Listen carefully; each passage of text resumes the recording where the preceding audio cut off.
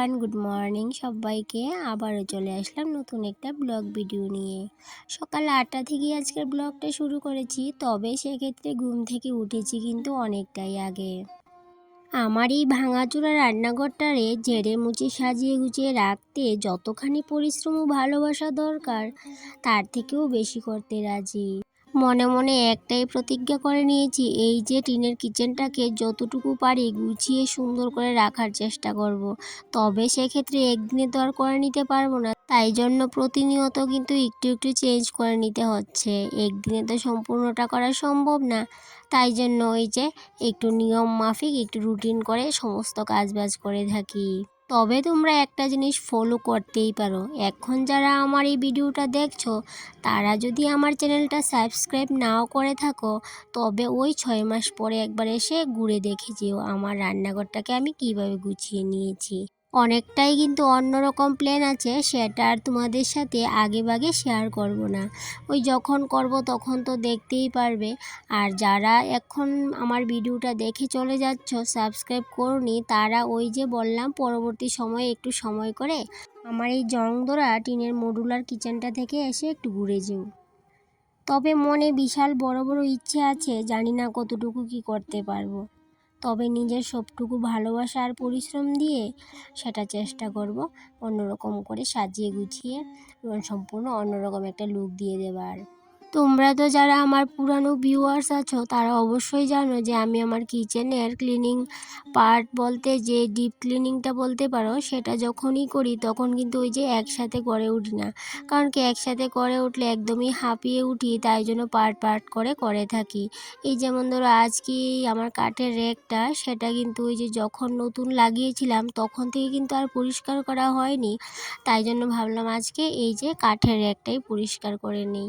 তাই জন্য সমস্ত কিছু নামিয়ে নিলাম, তারপরে যে ভালো করে মুছে কৌটাগুলো কিন্তু ভালো করে মুছে নিয়েছি। তবে কৌটাগুলো এতটা নোংরা না হলেও কৌটার মুখগুলো এতটা নোংরা হয় কি বলবো তোমাদের। তাই জন্য আমি কি করি বলতো, ওই যে একটা সুতি কাপড়ের টুকরো নিয়ে সেটাকে জলের মধ্যে ভিজিয়ে তারপরে কৌটার মুখগুলোকে একটু ভালো করে পরিষ্কার করে নিই। সেক্ষেত্রে এই কথাটা কিন্তু তোমাদের সাথে আমি আরও একটা ব্লগে শেয়ার করেছিলাম। তবে যদি বেশি নোংরা হয় তবে সেক্ষেত্রে আমি একটু সার্ফের জল দিয়ে এই যে কাপড় একটা ভিজিয়ে ভালো করে ঘষে ঘষে কৌটার মুখগুলোকে পরিষ্কার করে নিই। তবে কি হয় বলো তো, ওই যে কৌটাগুলো না অনেকটাই কিন্তু নোংরা মুক্ত থাকে। আর ওই যে মাসে একবার কিন্তু ধোয়াধুয়ি করলেই চলে, আর এই যে কয়েকদিন পর পর কিন্তু আর ধোয়াধুয়ি করতে হয় না। পার্ট পার্ট করে কাজগুলো করি বলেই রান্নাঘরটা আমার সবসময় নোংরা মুক্ত থাকে। তার সাথে একটা নোংরা মুক্ত পরিপাটি রান্নাঘর চাইলে এইভাবেই কিন্তু বুদ্ধি করে কাজগুলো করতে হয়। তাতে করে পরিশ্রমও হবে না, সাথে রান্নাঘরটাও সবসময় ক্লিন আপ থাকবে। এত গরম পড়ছে কয়েকদিন ধরে, কি বলবো। এই যে রাতের বেলা ভাতটা রান্না করেছিলাম, ভাতটা না একটু ঘেমে গেছে, তাই জন্য ভাতটা কি ফেলে দেব, তাই জন্য ভাতটাকে কী করলাম বলো তো, এই যে জল দিয়ে ধুয়ে তারপরে ফ্রিজে রেখে দেব, তাতে করে ভাতটা খেয়ে নেওয়া যাবে। আর যেহেতু আমার এটা সিদ্ধ চালের ভাত, তাই জন্য কিন্তু ভাতটা নষ্ট হয়ে গেছে। আর আতপ চাউলের ভাত হলে হয়তো বা নষ্ট হতো না, কিন্তু এত গরম দেওয়ার কারণে ভাত তো নষ্ট হবেই। সেই জন্য একটু জল দিয়ে দিলাম ভাতের মধ্যে। তাই জন্য জল দিয়ে ভাতটাকে একটু ধুয়ে বাটির মধ্যে রেখে তারপরে আবারও একটু জল দিয়ে দেব, তারপর রেখে দেব ফ্রিজে। তো পরে এই ভাতটা খেতে কিন্তু ভালো লাগবে, কারণ এই যে গরমের মধ্যে জল ভাত খেতে কিন্তু অসম্ভব ভালো লাগে। আজকে না সাজনা আবার রান্না করব, কারণ এই যে আমার সাজনা খেতে এত ভালো লাগে, তাই জন্য আজকেও কিন্তু সাজনা রান্না করব। আর আজকের সাজনাটা তো করব শীতল শুটকি আর শিম বীজ দিয়ে। তাই জন্য শিম বীজও কিন্তু একটু ভেজে নেব, তারপর ভেজে নিয়ে এই যে শীতল শুটকি দিয়ে রান্না করব। বাইরে এত রোদ উঠেছে আর এত গরম, কি বলবো তোমাদের। বেশিক্ষণ কিন্তু রান্না করে থাকাই যাচ্ছে না, তবু কিন্তু আমি রান্না করে কাজ করে যাচ্ছি, কারণ এই যে রান্নাঘরটাই কিন্তু আমার একটা শখের জায়গা, একটু ভালোবাসার জায়গা। তাই জন্য এই রান্নাঘরটাকেই সবসময় গুছিয়ে পরিপাটি রাখতে এত ব্যস্ত থাকি। আর যতই গরম হোক আমি কিন্তু রান্নাঘরের কাজকর্ম ফেলে রেখে কখনোই যাব না, সমস্ত কাজবাজ কমপ্লিট করে তবেই কিন্তু রান্না করতে যাব। এর আগে কিন্তু আমি রান্না করতে এক পাও নড়ব না, কারণ কি রান্নাঘরের কাজকর্ম করতে আমার এত ভালো লাগে কি বলবো তোমাদের। তো এতগুলা শখের মধ্যে এটাও কিন্তু আরেকটা শখ বলতেই পারো। এই যে রান্নাবান্না করতে করতেই কিন্তু রান্নাঘরটাকে ক্লিন করা, রান্নাঘরটাকে গুছানো, তারপরে ডিপ ক্লিন করা, ওই যে পার্ট পার্ট করে ডিপ ক্লিন করি সেই ডিপ ক্লিনের কথা বলছি। কারণ একদিনে ডিপ ক্লিন যদি করতে যাই অনেকটাই পরিশ্রান্ত হয়ে যাব, তার সাথে কিন্তু রান্না করতে করতে সেই কাজকর্মগুলো কিন্তু করে উঠতে পারবো না। তাই জন্য পার্ট পার্ট করে রান্নাবান্নাও করি, আবার পার্ট পার্ট করে ডিপ ক্লিনিংটাও করি। তাই জন্য ওই যে আমার ঘরের চিপা কাঞ্চি কোনা সমস্তটাই কিন্তু ময়লা মুক্ত থাকে, এই যে একটু বুদ্ধি করি বলেই। তো এদিকে সমস্ত কিছু রেডি করে আবার চলে আসলাম যে ফ্রিজের থেকে টমেটো বার করে নিলাম, কারণ কি টমেটো দিয়ে টক করা হবে যেহেতু এখন গরম। কারণ গরমে কিন্তু প্রতিনিয়তই আমার ঘরে টক হবে, তারপরে টক ডাল হবে, এরকম জিনিসটাই কিন্তু বেশি রান্নাবান্না করে থাকি। কারণ আমার ছেলেও ভালোবাসে আর আমরাও ভালোবাসি, তাই জন্য এই যে টক ডাল, নিরামিষ সবজি এইসব কিছুই বেশি রান্নাবান্না হয়ে থাকে। আর এই গরমের মধ্যে মাছ মাংসটা একটু কমই রান্নাবান্না করে থাকি, কারণ কি মাংসটাও খেতে আমার এত বেশি ভালো লাগে না, তাই জন্য কিন্তু মাংসটাও কম রান্না করা হয়, আর সেক্ষেত্রে মাছটাও কিন্তু কম করা হয়। ওই যখন ইচ্ছে করে মাঝে মধ্যে খাই, কিন্তু সবসময় কিন্তু অতটাও মাছ মাংস খাওয়া পড়ে না।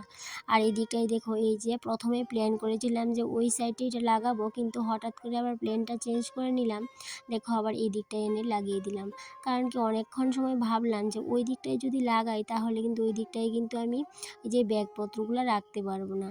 আর এই ব্যাগ ট্যাগগুলা যদি একটু সাইডে থাকে তাহলে কিন্তু ভালো। তো সেই জন্য ভাবলাম যে না, এই সাইডেই লাগিয়ে নেই। আর এই সাইডটা লাগাতে গিয়ে কিন্তু আমার আরেকটা সুবিধা হলো কি বলো তো, ওই যে লোহা মারতে পেরেছি। কারণ কি এই সাইডটাতে যখনই টিন তারা ও মিস্ত্রি লাগিয়েছিল তখন কিন্তু কাঠের দিয়ে করেছিল, তাই জন্য যে কাঠটার মধ্যে লোহাটাও মেরে নিতে পারলাম। কিন্তু ওই যে ওই সাইডে যদি গ্যাসের সাইডে নিয়ে লাগাতাম তাহলে কিন্তু আর লোহা মারতে পারতাম না, ওই গুণা দিয়ে কিন্তু বাঁধতে হতো। আর এদিকটায় দেখো শিম বিচি, কিন্তু ওই যে কাজ করতে করতে শিম বিচিগুলোও কিন্তু ভেজে নিয়েছি, তারপর ভেজে সমস্তটাই চুড়ে নিয়েছি। তারপর পরিষ্কার করে রেখে দেবো, কারণ কি এই যে 2-1 দিনের মধ্যে কাঁঠাল তরকারি খাওয়ার খুবই ইচ্ছে আছে। আর এই যে কাঁঠাল তরকারিতেও কিন্তু শিম বিচিটা অনেকটাই ভালো লাগে, তাই জন্য ভাবলাম করছি যখন একবারই কিন্তু করে নিই। আর সেই জন্য একটু বেশি করে করে নিয়েছি। এবার এই অল্প কিছু নিয়ে নিলাম সাজনার জন্য, আর বাকিটা রেখে দেবো কাঁঠাল তরকারির জন্য। কারণ কি যখন কাঁঠাল আনবে কাঁঠালই কিন্তু একটা বিরক্তিকর রান্নায়, যে কাঁঠাল কাটাকুটি অনেকটাই সমস্যা। আবার এই দিক থেকে শিম বিচি বাছতে যাব, সেটাও কিন্তু অনেকটাই সময়ের দরকার, তাই জন্য এই যে বুদ্ধি করে একদিনেই করে নিলাম।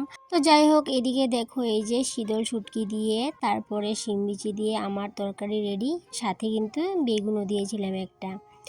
আর তারপরে করেছিলাম টমেটো দিয়ে টক, আলু ভাজি করেছিলাম। তো এইভাবেই রান্না টান্না কমপ্লিট করে নিলাম। আর এদিকটাই দেখো ফ্রিজের মধ্যে এত ধুলো পড়েছে কি বলবো তোমাদের।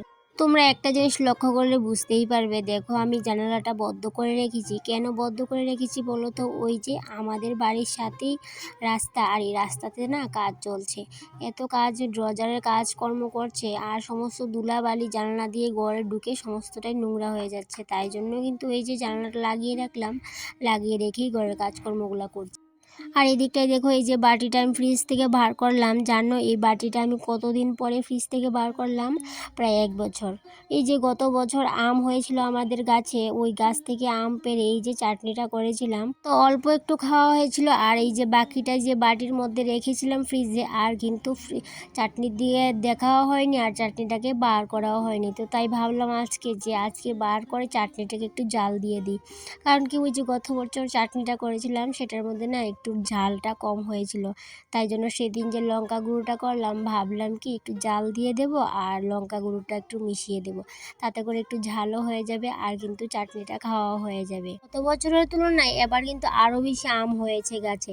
কিন্তু আরেকটা জিনিস কি বলতো, ওই যে আবার কিন্তু ঝরে ঝরে পড়েও যাচ্ছে, এত আম পড়ছে কি বলবো তোমাদের, সমস্ত আম এই জন্য ঝরে ঝরে পড়ে যাচ্ছে। ঘরের মধ্যে প্ল্যান্টগুলো রেখেছিলাম সেগুলোতে একটু জল দিয়ে নিচ্ছি, কারণ কি এত গরম দেয় আর কি বলবো, প্রত্যেক দিন যদি গাছগুলোতে জল না দিই গাছগুলো মনে হয় কি গাছগুলো মরেই যাবে, তাই জন্য প্রত্যেক দিনই একটু সময় করে মনে করে জল দিয়ে দিই।